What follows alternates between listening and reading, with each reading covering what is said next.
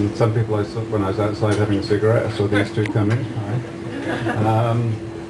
I need a copy of the book. Anybody got one? Yeah. Thanks. I'll give it you back. Okay, here it is, the 12th Reacher book, which is very satisfying to say because to have got to 12 feels pretty good. But it's all down to you for buying it, for buying the previous 11, and thank you very much for that. The flip side of that observation is that if there's going to be a 13th, that's entirely down to you. You got to buy this one. Everybody bought it yet? Yeah. Anybody not bought it? Anybody read it yet? All right. Anybody definitely not going to read it? So we don't really have to do a lot of marketing tonight then, do we? Which is always a relief. But it's a very fun thing this week for me because officially the book came out on Tuesday. And the way we work now is we write the book on a computer and we email it to the publisher, and we never see it on paper until it actually comes out. And here it is. Very nice looking volume, I must say. That's nothing to do with me. That's the designers and the production people at Transworld. They actually make the book. They've done a beautiful job, and there's me on the back. Very flattering photograph. Did I tell you about this photograph? I don't want to repeat myself, but this particular photograph was the first, it made me feel very old actually, because it was the first photograph where they ever sent a makeup artist and a hairstylist to the session. And they were two expert women who worked very, very hard on me for 2 hours. I sat in a chair like at the beauty salon, and they both, one was on my left and one was on my right. And they worked very hard on me, and at the end of it I got out of the chair and my hair was like a helmet with spray, and my face was rigid with makeup. And I looked pretty good in the mirror, I thought. So I said to the photographer, because you know you have to say something, I said to the photographer, who was a German woman, works in New York, actually very near where I live, but she was German and she looked amazingly like Mick Jagger in my opinion. So I said to her, this is going to be pretty good then, isn't it? And she said, it will be when I run it through Photoshop. So there you go. This is the made-up, hairstyled and photoshopped version. And this is the reality, which is no doubt very disappointing. So anyway, there's me on the back and somebody on the front. And of course the book designer, the jacket designer, works very hard on this. And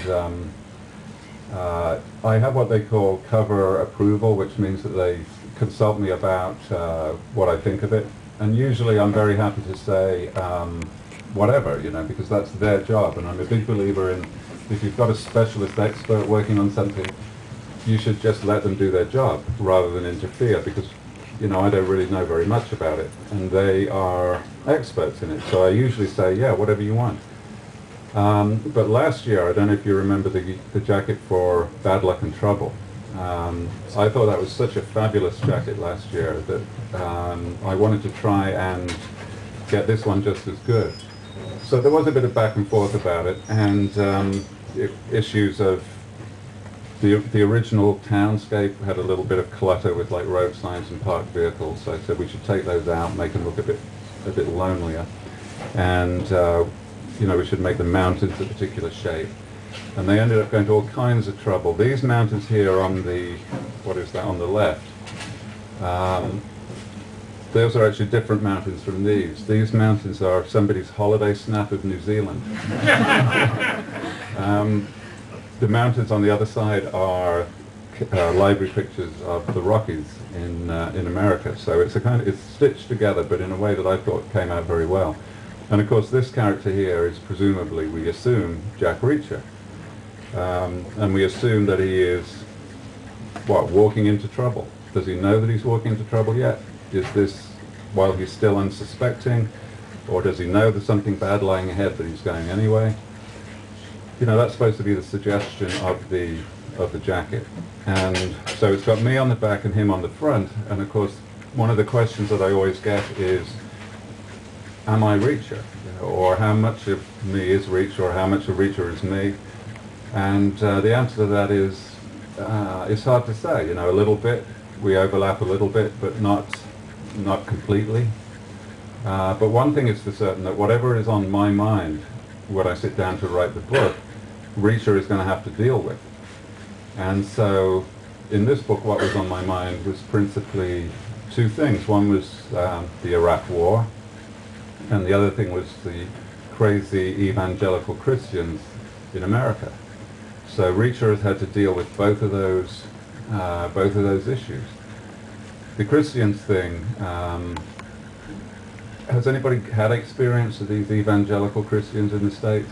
They come up to you and try and bring you to Jesus and all of that.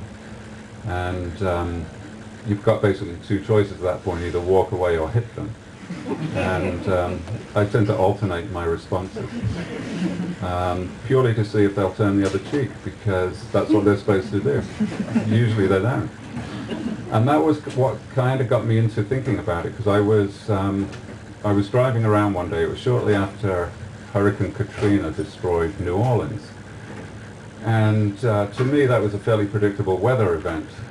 New Orleans is built below sea level. It's protected by levees, which were in bad repair. So it was pretty clear that as soon as the next large hurricane came in a particular direction and caused some kind of tidal event, that New Orleans would be flooded. It was obvious that it was going to happen. But on right-wing Christian radio, that was not the explanation at all. New Orleans was flooded by Hurricane Katrina because there was going to be a gay pride parade on the Monday.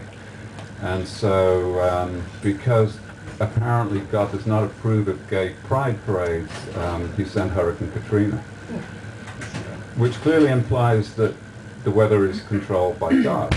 So I was driving along in Tennessee, actually, and passing one of these mega churches, which are gigantic. They look like university campuses. And the main church that I passed was this huge, huge place, the size of, it was about the size of the O2 Arena, really. A very ugly building, but on the top of it they've made a kind of architectural gesture towards a steeple. And on top of the steeple was a lightning conductor. And it just struck me, I thought, why have you got a lightning conductor on top of your church? Is there something you're not telling us? And I was longing to ask somebody that question, but I couldn't find anybody to ask. So obviously Reacher has to ask the question. And he gets into modest confrontations with these born-again people. One of them says to him, "Are you born again?" Which is what they tend to do. And Reacher says, "Once was enough for me."